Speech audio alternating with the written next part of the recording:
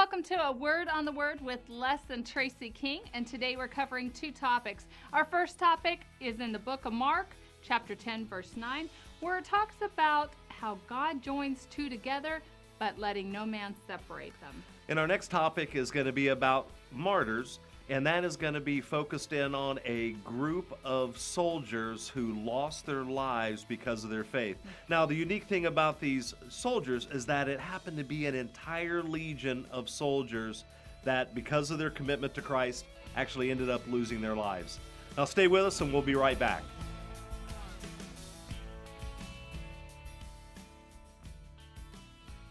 Now, in this session, we're going to take a look at a legend about a legion of soldiers who were martyred around the time of Emperor Maximian of Rome in about 285 AD.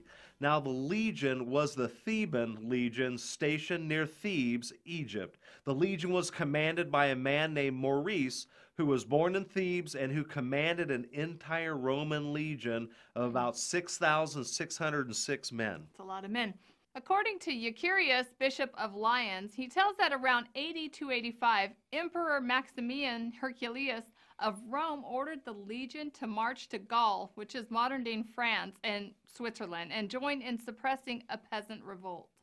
No, Maurice and his soldiers succeeded in putting down the revolt, and then the emperor ordered all his troops to offer sacrifices to Roman gods to commemorate their victory. Now, the emperor also ordered that they should kill all the local Christians as well. That's right, and the legion under Maurice's leadership refused to comply. They withdrew near the Roman town of Augunum. Now they replied, "Emperor, we are your soldiers, but also the soldiers of the one true God. We owe you military service and obedience, but we cannot renounce him who is our creator and master." Outraged, Maximian ordered that every 10th soldier be killed at that point. That's bad. Still, they did not relent and said, "We readily oppose your enemies, whoever they are, but we cannot stain our hands with the blood of innocent people. We have taken an oath to God before we took one to you. You commanded us to execute Christians. Behold, we are such." Now, Maximian, furious at their refusal to obey him, ordered the remainder of the unit, over 6,000 men, to be executed. Now, we can't be certain of the exact details of the legend, but what a great story to remind us that we are committed to a king that is above all earthly kings, right? That's right. Surely Maurice and his fellow soldiers remembered the commandment in Exodus 20, verse 3, where it says, "Have no other gods before me." The legion, though committed to the service of a Roman emperor in battle, recognized they had a higher commitment than that of their emperor. You see, these soldiers faced death every day and would certainly go to their death for their emperor against the enemies of Rome. But see how their example shows us that there is no earthly kingdom that can take the place of the one true kingdom in heaven.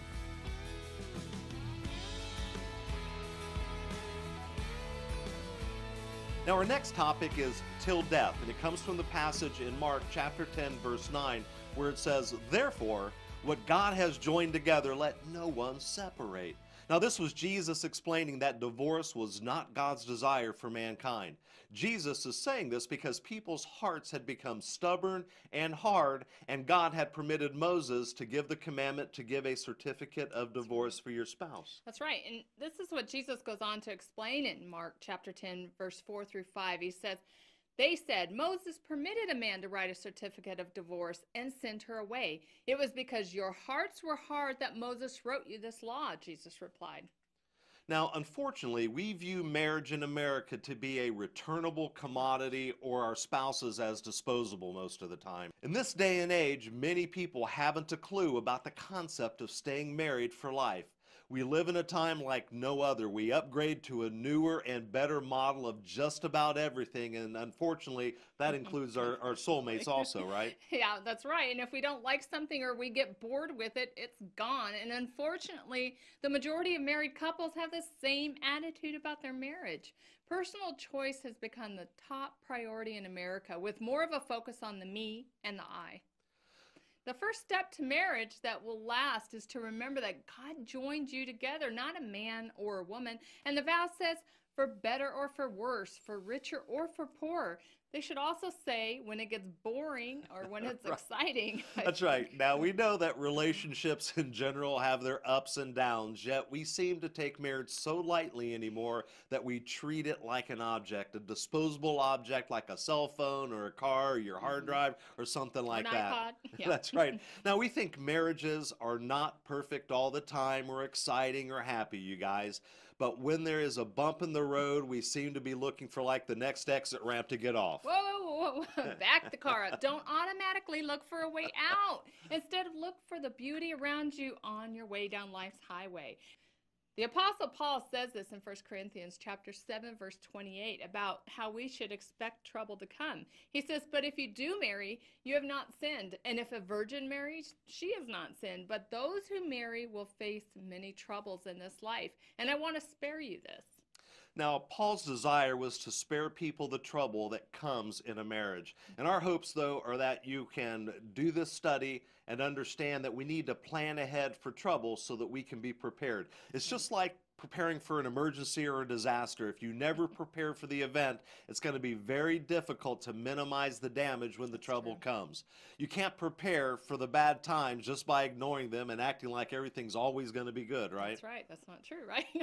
The time for preparing for trouble is when times are good. So a couple can develop a plan for handling trouble instead of abandoning ship. Now, as married couples, we tend to think of our relationship in human terms and not as God joined us together, not as if we're in covenant with God.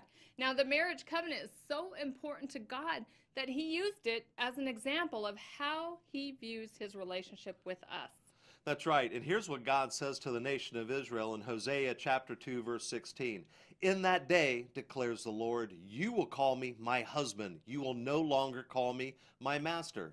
Now, even when we find ourselves in a difficult situation in marriage, feeling alone and hopeless and possibly headed towards a separation or a divorce, God never separates from you or files a certificate of divorce with you. It's a good thing he doesn't. That's right. Now, the beauty of marriage is that God does not expect a marriage to be perfect between the husband and wife, but rather a commitment they have made with him. God created mankind to have an eternal purpose and to reflect the image of Jesus. Come learn more about Les and Tracy's new book and video series called In His Image by visiting at awordontheword.tv.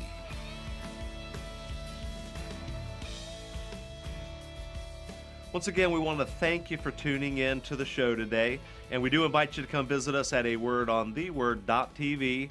And as always, go serve the King by serving others.